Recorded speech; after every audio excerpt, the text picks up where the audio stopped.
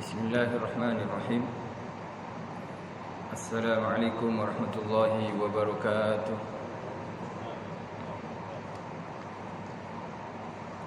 Nawaitu ta'allum wa ta'lim wa tadhakkur wa tadhkir wa nafa' wal intifa' wal ifada wal istifada wal hasala tamassuki bi kitabillahi wa sunnati rasulih wa ajillahu bi wa sawabihi ila hadrati sayyidina wa syarifina rasulillah Muhammadin abdillah wa sallam.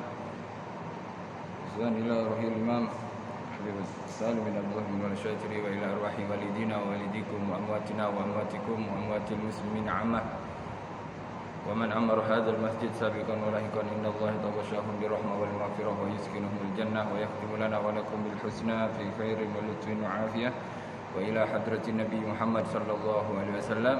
Al-Fatihah.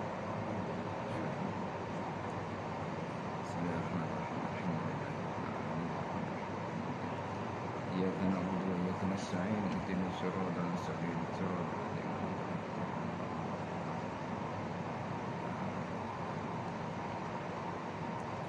الحمد لله الذي هدانا لهذا وما كنا لنهتدي لولا أن هدانا الله.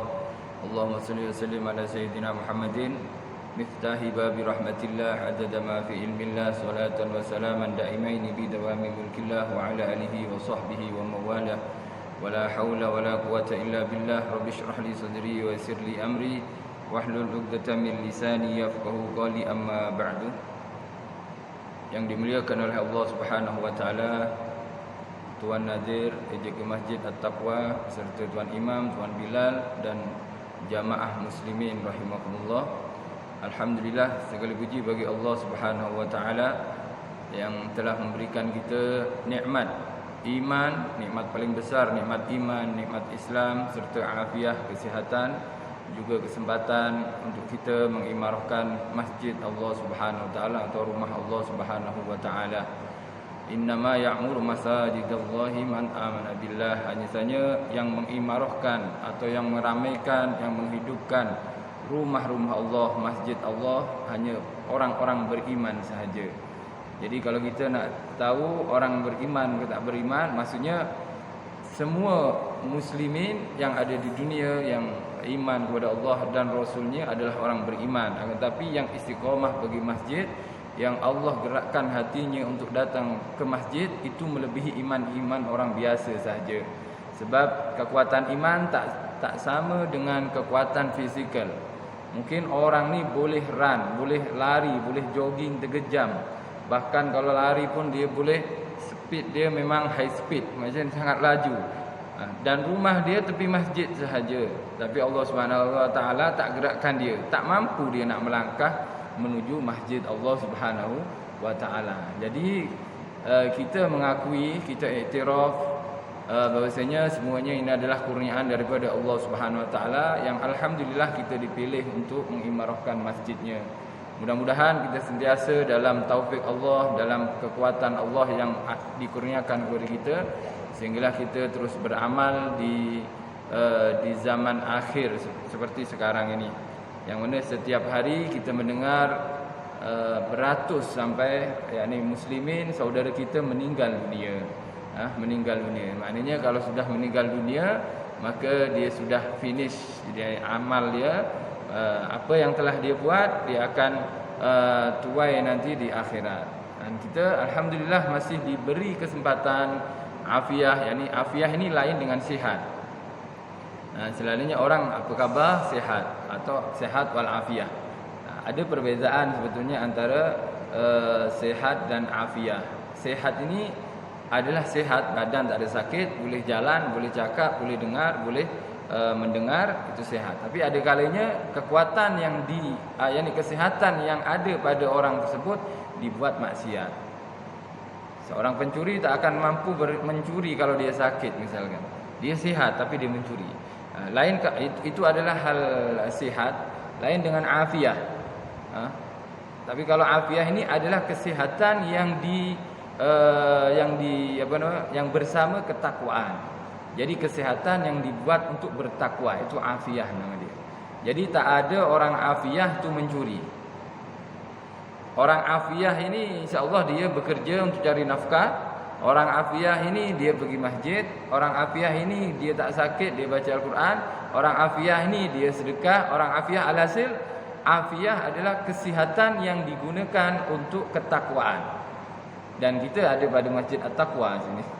Jadi, alhamdulillah kita beri afiah. Oleh itu dianjurkan, digalakkan oleh para ulama, bahkan diajarkan juga oleh baginda Nabi Muhammad sallallahu alaihi wasallam, doa Allahumma inni as'alukal afwa wal afiyah. Ya Allah, saya minta al-afu wal afiyah. Al-afu mungkin kita translate dengan arti kemaafan atau ampunan.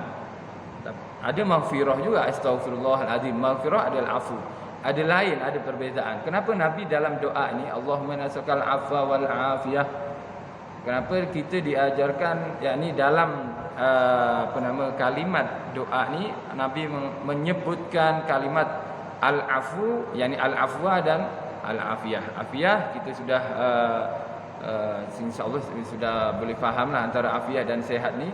Yakni afiyah satu kesihatan yang dibuat untuk ketakwaan. Kemudian adapun al-afu, beza al-afu dan al-maghfirah, sama-sama ampunan bila terjemah. Al-afu ini adalah ampunan yang Allah padam dosa seorang hamba ni sekali dengan buku catatan dia tak tertulis buat dosa.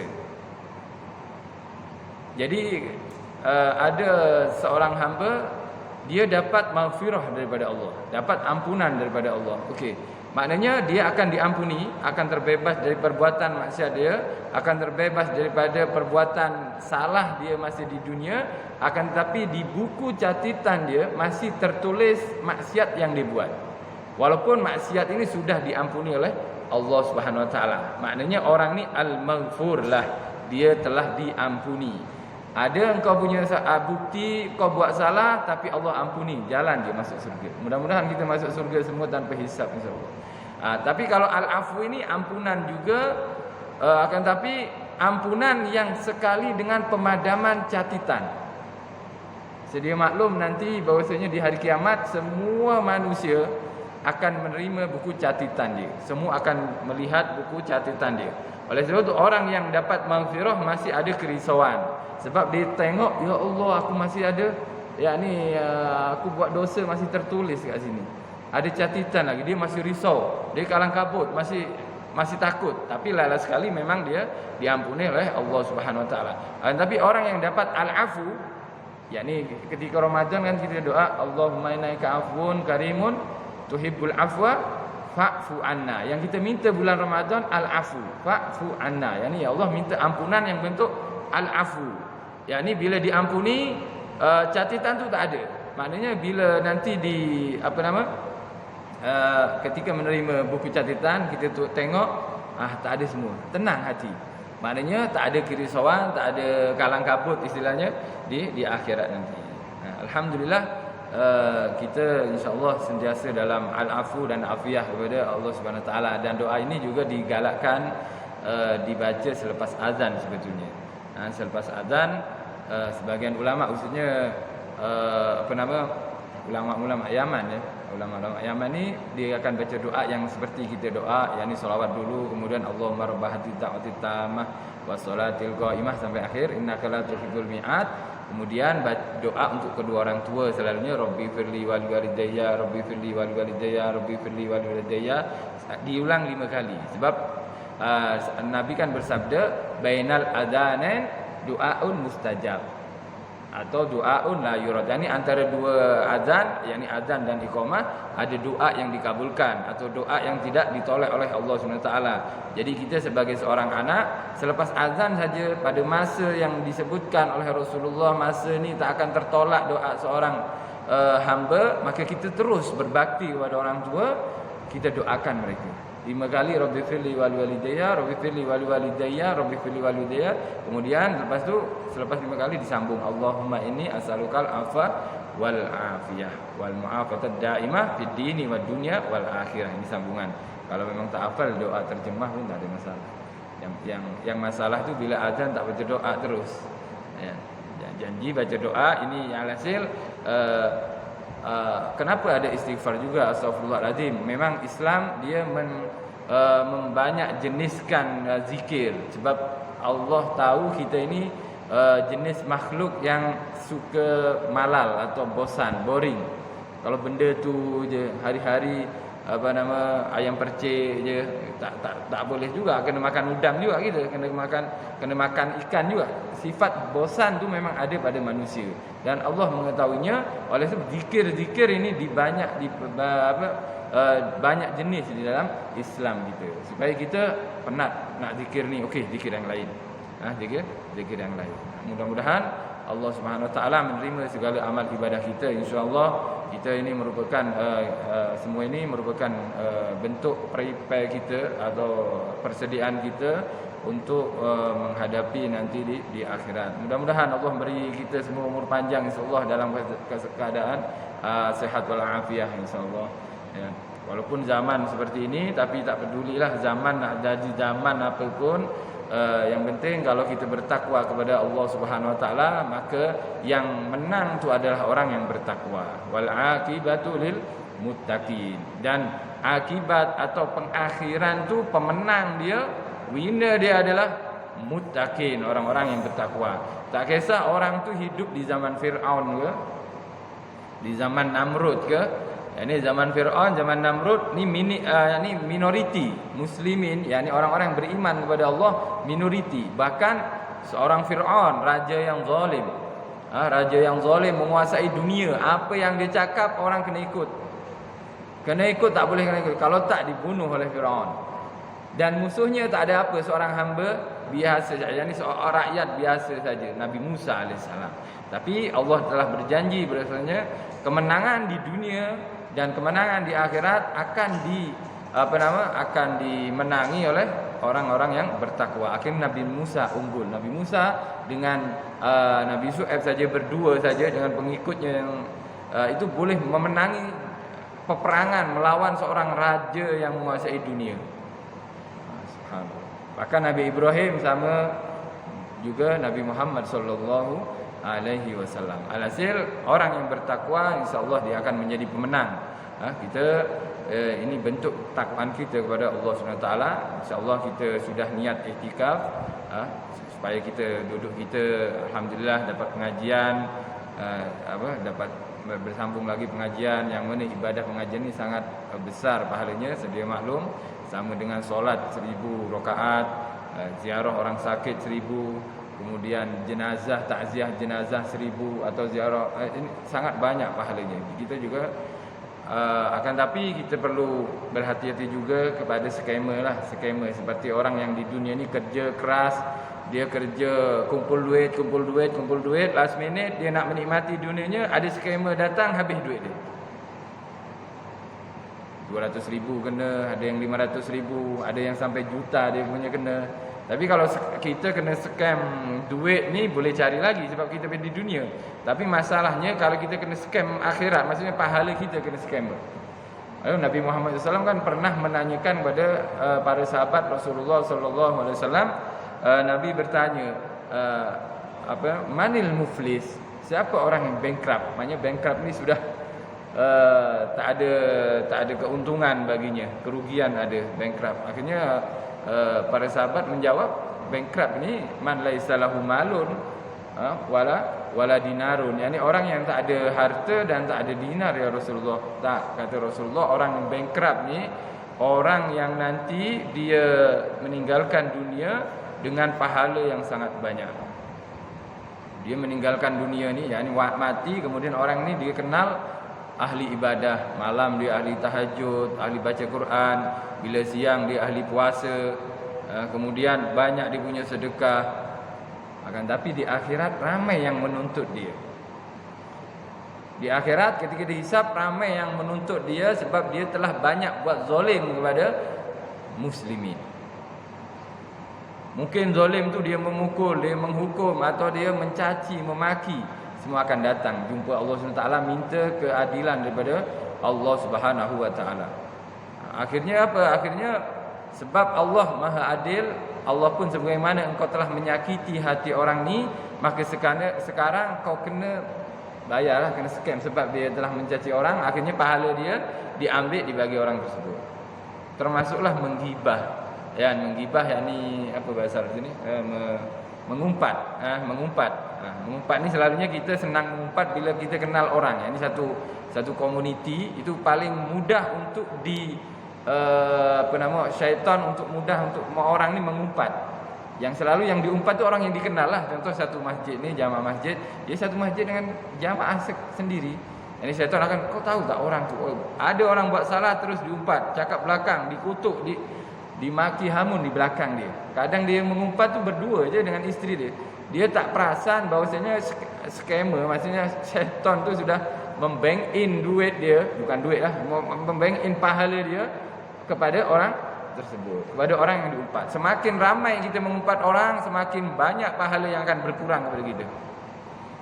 Jadi seperti orang yang dah banyak bekerja, Masya Allah, dia punya pangkat pun tinggi, kemudian gaji pun besar, lala sekali kena scammer apa semua, habis duit tak boleh. Alhasil kalau duit kita boleh cari lagi, tapi kalau pahala, kita sudah habis pahala ni, ditransfer kat sana, diambil kat sini, kita tak dapat pahala. Na'udzubillah min dzalik. Na'udzubillah min dzalik. Hasil di akhir zaman ni fitnah, lagi sekarang ni sangat senang orang nak mencaci orang lain akibat benda-benda mungkin perkara-perkara yang mungkin kita tak. Bahkan ada sebahagian jamaah dengan jamaah atau satu komuniti. Alhasil kita perlu berhati-hati. Dikatakan idal kalamu min zahab fasakutu, idal kalamu min fiddah fasukutu min zahab. Bila berbicara ini sangat berharga seperti harga perak, maka diam lebih berharga seperti harga emas. Jadi kalau kita dah ada orang buat salah, tak komen lah, no comment. No comment. Belum lagi kita ibadah ni dengan penyakit-penyakit yang lain. Penyakit-penyakit yang lain seperti riak. Riak ni kan nak tunjuk ke orang. Alhamdulillah min dzalik. Dikatakan, diceritakan dalam ada satu perkampungan di Basrah ni. Kalau tak silap di Basrah, di bahagian Iraq, satu perkampungan ni Masya Allah, dia perkampungan tu ada macam security lah mungkin kita sebut, guard. Dan guard ni bila dah masuk akhir malam, tugas mereka adalah mengejut, yakni membangunkan orang-orang di kawasan tersebut untuk tahajud. Ini kan dulu kan menjadi satu pekerjaan sebetulnya. Yakni pekerjaan yang sekarang ni tak ada, termasuk adalah mengejut orang-orang, yakni mengejutkan, yakni membangunkan orang-orang yang tengah tidur. Dulu jadi pekerjaan, bahkan di Europe, di UK ada sebagian orang yang kadang terlajak dia nak kerja, dia kena ada dia upah orang, kalau pukul sekian dia kena bangunkan. Ada yang letak dia ketuk pintunya kan, ada pintu tu ada macam besi macam tu. Tapi sekarang kita senang lah sebab kita ada phone, ada alarm, ada jam, kita boleh set pukul berapa nak bangun. Janji mau bangun ke tak bangun lah. Kalau memang tak cukup satu, kita beli dua. Kalau tak dua, tiga. Banyak kan sekali. Tapi alhasil di kampung ni ada security yang bertugas. Dia untuk, termasuk tugas dia adalah membangunkan orang untuk solat tahajud di kampung itu. Masya Allah, makmur. Kemudian time satu malam ni ada satu keluarga, sebelum security ni ronda pusing, dia dah bangun, satu keluarga ni sudah bangun. Jadi lepas bangun, dia pun tahajud dengan keluarganya, kemudian baca Al-Quran. Selepas baca Al-Quran, ketika baca Al-Quran ni ada orang ketuk, yang ni security tu sampai kat rumah dia, akhirnya diketuk. Ketika security mengetuk, dia kuatkan bacaan Al-Quran dia. Jadi time security masuk ni, dia tak jawab dah bangun, tak jawab macam tu. Jadi dia kuatkan suaranya. Supaya apa? Supaya security tu tak faham bahawasanya tuan yang ada dalam rumah ni dah bangun. Subhanallah. Kemudian akhirnya okey, dia tak ada apa. Kemudian akhirnya malam tu juga, malam yang ni selepas tahajud, pagi, siang, kemudian petang, malam, orang ni tidur. Orang yang orang yang mengaji tadi, keluarga tersebut, seorang ayah tadi yang mengaji tidur, dia bermimpi. Dia bermimpi di tempat yang sangat nikmatlah, seperti surga seperti itu. Dan di tempat tersebut ada agihan, ada mengagihkan pahala. Jadi dia tengok, ini kampung, yang ni kawan kampung, saya kenal, ini jiran saya, semua dapat hadiah tu, dapat hadiah, yang ni pahala lah istilahnya, dapat hadiah. Kemudian dia pun giliran dia dapat. Dia dapat apa? Dia dapat Al-Quran yang dia baca, termasuk pahala yang dia dapat. Al-Quran dibaca, tapi subhanallah, dia cakap, kenapa ayat ni aku tak dapat pahala? Satu dua ayat dia tak ada pahala. Kenapa tak ada pahala? Dia bertanya, pahalanya kurang lah istilahnya. Sepatutnya dia dapat pahala lebih. Tengok, ayat ni aku baca, bukan aku tak baca. Kenapa tak ada pahala? Oh, ayat ni kau baca sebab kau nak tunjuk, nak bagi tahu security kau baca Al-Quran. Jadi sebab nak tunjuk ke security saja, so hangus macam tu. Macam mana dengan kita yang suka tunjuk-tunjuk bila umrah, ya kita tak buruk sangka kepada orang-orang yang nak tunjuk gambar, itu kita. Tapi kalau kita sendirilah, hati kita sendiri memang tak mampu nak buat, istilahnya kalau ada orang tahu, akhirnya tak dapat pahala. Itu alhasil memang banyaklah cabaran untuk amal ni, tapi mudah-mudahan Allah Subhanahu Wa Taala keikhlasan akan didapatkan bila kita sentiasa berterusan istiqamah. Alhasil kita berusaha untuk betul-betul ibadah untuk Allah Subhanahu Wa Taala hanya kerana Allah Subhanahu Wa Taala dan mengharap ridha Allah Subhanahu Wa Taala. Di akhir zaman ni para guru-guru kami menganjurkan satu amalan ni yang mana pasti diterima. Sedia maklum dalam jamaah ni pasti diterima, bahkan tak batal oleh orang yang riak sekalipun. Tadi riak tunjuk macam tu je boleh batal. Bahkan ada yang lebih parah, ni ada orang penjual daging dikatakan tapi ni bukan di zaman di zaman Rasulullah, sebelumnya. Jadi orang jual daging ni daging kambing di pasar, dia setiap hari berpuasa. Orang ni setiap hari berpuasa selama 20 tahun. Jadi bila dia nak pergi pasar, dia akan keluar selepas subuh. Jadi breakfast tu bukan breakfast di rumah lah. Dia keluar selepas subuh, solat dengan keluarga, dia akan keluar. Kemudian selama 20 tahun, balik nanti petang kadang. Selama 20. Dan keadaannya, setiap berniaga dia dalam keadaan berpuasa. Syaitan tak nak ada orang seperti ini. Ada ikhlas 20 tahun, tak ada kawan nanti syaitan kalau semua ikhlas kan. Syaitan berjanji akan la'awiyannahum ajma'in. Aku akan memesongkan, menyesatkan muslimin, yakni orang hamba-hamba Allah ini semuanya sampai hari kiamat. Tapi illa ibadakal mukhlasin, melainkan orang-orang yakni hamba-hamba Allah yang ikhlas, orang ikhlas. Akhirnya apa yang berlaku selepas ada hamba Allah ini puasa 20 tahun, syaitan buat hal. Syaitan membentuk dirinya berbentuk manusia dan menjadi customer atau pembeli kepada orang jual daging tadi. Berkata, saya nak daging 0,5 kilo. Contohlah beli 0,5 kilo. Akhirnya diberi 0,5 kilo. Selepas 0,5 kilo, saya tengah puasa ni. Syaitan tu cakap macam tu. Dia tahu bahasanya orang yang jual tu tengah puasa juga. Akhirnya syaitan, saya tengah puasa, bagilah lebih sikit. Saya nak buka dengan keluarga. Syaitan kan penipu, dia pun tak puasa. Akhirnya dibagi sikit. Dibagi lebih macam tu. Akhirnya syaitan pun menjerit. Kau ni kenapa kedekut sangat? Aku ni kan puasa. Puasa ni kan orang ibadah, kau tak nak bantu orang ibadah ke? Akhirnya diberi lagi, dibagi lagi, ditambah. Tambah dia menjerit syaitan ni. Akhirnya orang pasar semua dengar.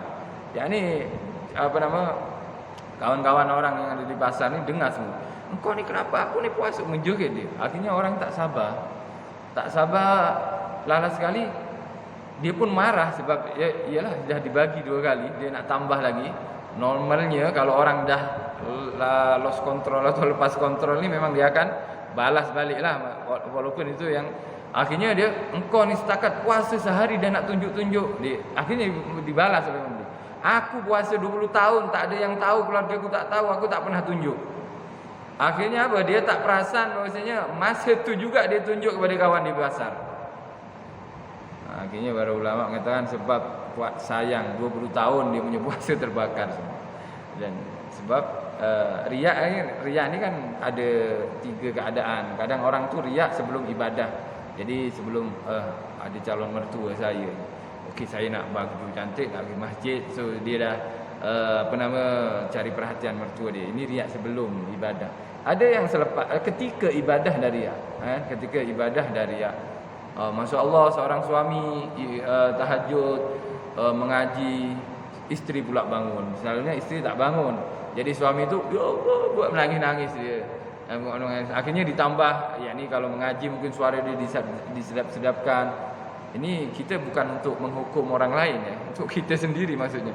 Sebab kalau ini untuk hukuman orang lain kita tak adil. Sebab riak ni hati, perbuatan hati. So kita tak tahu hati orang.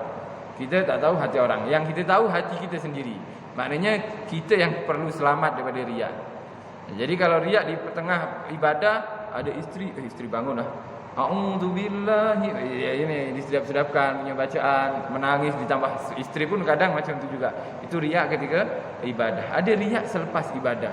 Dah lama dia ibadah diceritakan pula macam orang tadi. Dan ini berlaku di zaman Hasan Al-Basri. Alhasil kisah-kisah orang riak ni sangat banyaklah. Tapi riak itu memang kadang selepas ibadah. Maknanya kalau aku umrah dulu, aku masa haji ni tak ada yang miss, semua aku datang. Jap, siapa yang tanya kau datang kat semua tempat ni? Yang ni apa hal kau nak ceritakan kau punya ibadah? Tak ada, yang ni tak perlu. Maksudnya orang lain ni tak perlu tahu ibadah kita lah. Perlu hanya Allah yang tahu. Tapi riak ini memang sangat syirkun khafi kan, yakni syirik yang samar, ditakutkan. Kadang berlaku juga tapi kebanyakan muslimat lah. Ini tak ada muslimat kan. Kebanyakan muslimat sebab muslimat kadang misalkan soalan. Akhirnya dia nak tanya pernah berlaku memang pada saya ditanya, "Ini Ustaz, boleh tak saya solat witir selepas Isyak, tapi saya soalan dia boleh tak saya tahajud selepas solat witir sebab dia sebelum tidur solat witir." Tapi masalahnya ketika bertanya itu yang masalah. Maksudnya alhamdulillah Ustaz, saya sudah 10 tahun saya tahajud. 9 tahun ni tak pernah putus, alhamdulillah Ustaz. Saya nak tanyalah Ustaz, boleh tak saya solat tahajud tapi sebelum tidur tu saya dah solat witir. Ini cantik soalan ni, betul lah soalan tu. Tapi masalahnya dia nak tunjuk dia punya ibadah 10 tahun tu kenapa. Istilahnya tak perlulah saya sudah sedekah macam ni, adakah saya. Kalau memang itu memang berkaitan dengan soal, ada hubungan dengan soal, okey, yang ni tak ada masalah. Tapi kalau memang ni ada rasa memang syaitan tu nak cocok kita, tunjukkanlah kita punya ibadah tadi. Tunjukkan ibadahmu kepada orang lain supaya orang lain tu segan kepadamu, orang lain tu tahu kau ni orang soleh misalkan macam tu. Akhirnya hangus semua. Nauzubillah min zalik. Ini perkara yang perlu kita jauhi. Dan satu amalan yang yang tak akan terbatal oleh riak sekalipun, oleh ujub sekalipun, dan ini sangat digalakkan di akhir zaman, yaitu bersolawat ke atas baginda Nabi Muhammad sallallahu alaihi wasallam. Orang bila bertasbih la ilaha illallah, la ilaha illallah, bertasbih dengan pegang tasbih, kemudian ada kawan dia datang, nampak dia, tengok dia sekali, dia perasan kawan tu tengok, semakin kuat dia punya gelengan kepala, la ilaha illallah yang macam ni. Yang ni semakin kuat dia punya ni, semakin excited dia. Wallahu a'lam kenapa dia macam tu. Tapi kita lah itu, kalau kita lah. Tapi kalau solawat ni, kita misalkan nak solawat sallallahu ala Muhammad, Allahumma salli ala Muhammad, Allahumma salli wa sallim alaihi, nak menjerit pun, nak tunjuk pun tak batal. Ini dikatakan di sini dalam kitab ini buku adalah kumpulan faedah-faedah yang terpilih daripada kalam-kalam hikmah Al-Habib Zain bin Smith ya. Sudah 10 minit. Dikatakan adimis solat ala Nabi Muhammad faqabuluha hatman min ghairi taraddudi. A'maluna bainal qabuli wa raddiha illa solat ala Nabi Muhammadi. Yani sentiasalah, selalulah, berteruslah bersolawat ke atas baginda Nabi Muhammad SAW. Sesungguhnya diterima solawat tersebut adalah pasti tanpa diragui. Orang satu kali salawat kepada Rasulullah sallallahu alaihi wasallam, Allah akan bersalawat kepadanya. Bukan setakat itu, dalam riwayat Imam An-Nasa'i huttat alaihi asyru khati'at wa rufi'at anhu asyru hasanat atau darajat.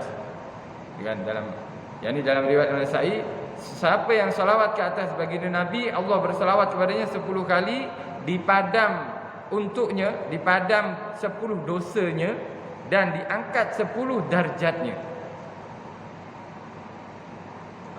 10 darjat. Ini satu kalau kita salawat, salawat mungkin yang pendek, salawat Jibril sallallahu ala Muhammad sallallahu alaihi wasallam, atau sallallahu ala Muhammad sallallahu, Allahumma salli ala Muhammad, Allahumma salli. Satu salawat saja orang ni salawat, maka sudah 10 dia punya pangkat atau darjat di sisi Allah, Allah Subhanahu wa taala, dia punya naik. Dan belum kelebihan yang lain insyaallah. Sebab Masjid Taqwa ini termasuk masjid yang penuh jadual ya. InsyaAllah muslimin di sini dah mengetahuilah tentang fadilah solawat ya.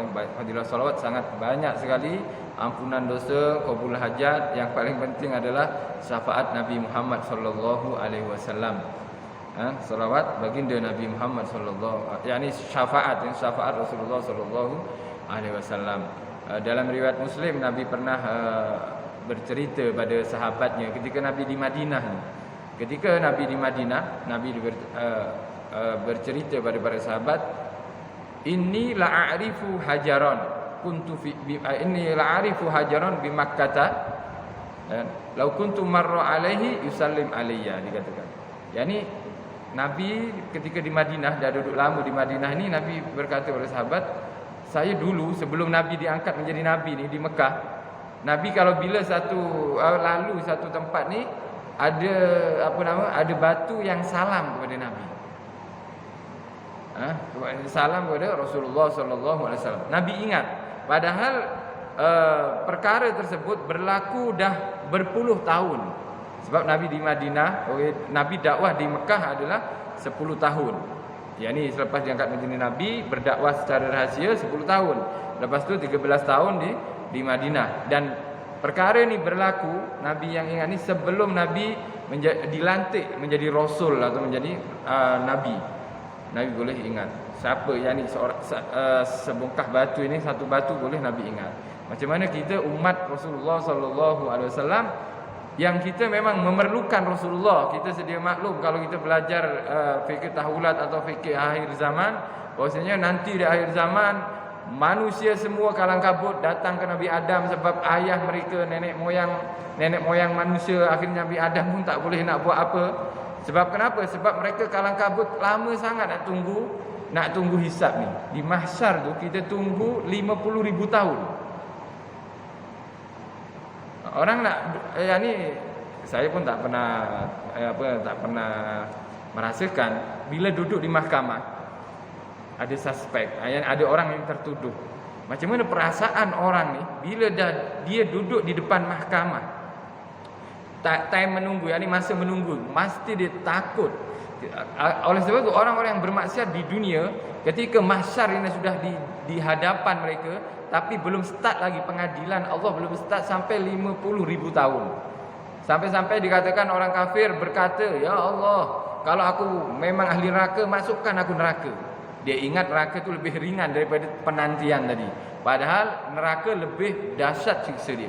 Kenapa? Sebab mereka dah tak sabar dan mereka tak larat dengan masa menunggu tadi.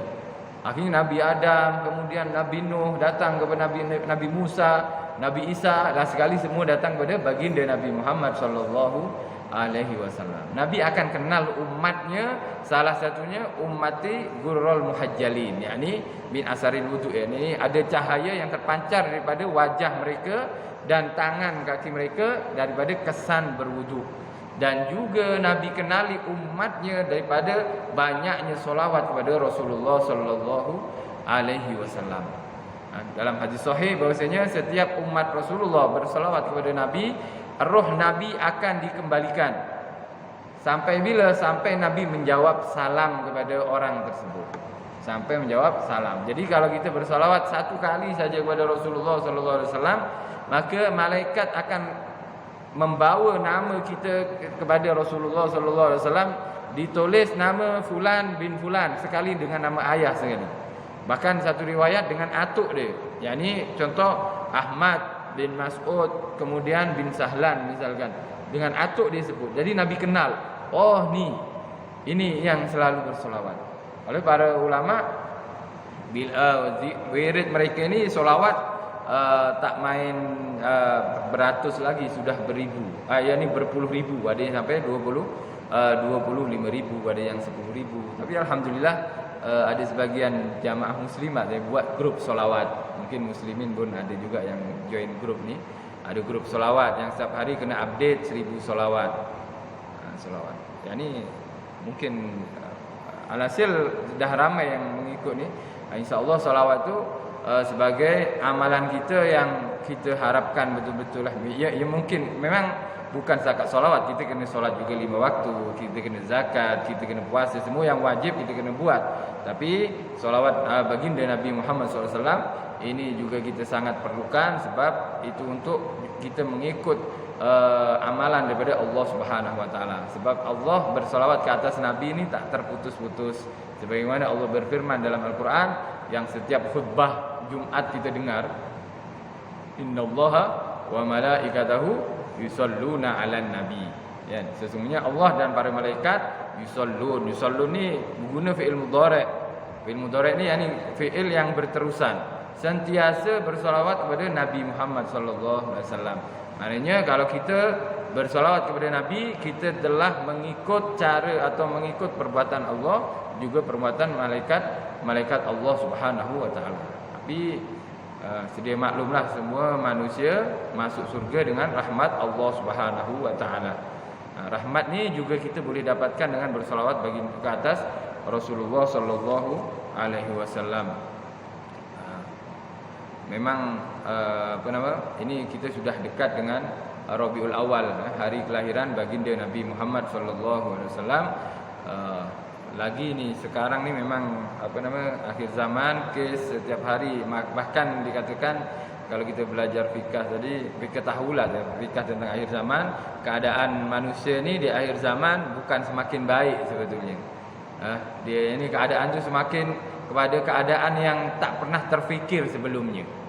Jadi seperti kita di tahun 2018, di tahun 2017, kita tak pernah imagine pun, kita tak pernah bayangkan apa yang akan berlaku tahun 2019, 2020 tadi. Sampai yang seperti sekarang ini tak pernah kita bayangkan. Tak pernah kita bayangkan kita akan ada larangan masuk masjid, bahkan tak ada solat jamaah langsung di masjid. Tak pernah kita bayangkan. Dan ini satu bukti daripada hadis Nabi, akhir zaman akan sentiasa berlaku keadaan yang lebih buruk. Tapi seburuk-buruk apapun keadaan, kalau kita takwa kepada Allah, maknanya keadaan itu tak buruk bagi kita. Tapi buruk pada orang yang tak bertakwa kepada Allah Subhanahu Wa Taala. Kita mengharap kepada Allah Subhanahu Wa Taala kita umur panjang dalam keadaan sehat walafiat dan sentiasa takwa kepada Allah Subhanahu Wa Taala, dan kita berusaha untuk menjauhi daripada scam tadi, yakni penghapus pahala kita berusaha, dan kita juga banyakkanlah solawat kepada baginda Nabi Muhammad sallallahu alaihi wasallam. Bahkan ada masih lagi 2 minit. Sangat banyak juga ya, seorang solihin juga pernah memiliki jiran yang mungkin nakal lah, jiran ni tak pernah apa, tapi dia punya kebiasaan salawat kepada baginda Nabi Muhammad sallallahu alaihi wasallam. Lala sekali ketika jiran dia meninggal, solih ini mimpi. Bukan mimpi ni kita buat dalil, tapi memang lala sekali kenapa jiran ni sepatutnya disiksa apa semua. Macam mana awak dalam keadaan kehidupan yang senang lenang seperti ini sekarang, keadaan dia selepas meninggal tu lain macam sudah, dengan pakaian dan senyuman dia. Dikatakan, saya memang banyak maksiat di dunia, tapi saya tak pernah putus istiqamah salawat kepada Rasulullah sallallahu alaihi wasallam. Ketika saya meninggal, dikatakan Rasulullah datang mentalkin saya untuk taubat. Jadi Rasulullah nampak kepadanya mentalkin dia taubat. Orang bertaubat at-taib kamala dambalah. Orang yang bertaubat seperti tak ada dosa. Mudah-mudahan kita sentiasa dalam lindungan Allah Subhanahu Wa Taala. Mungkin ini saja yang saya boleh kongsikan.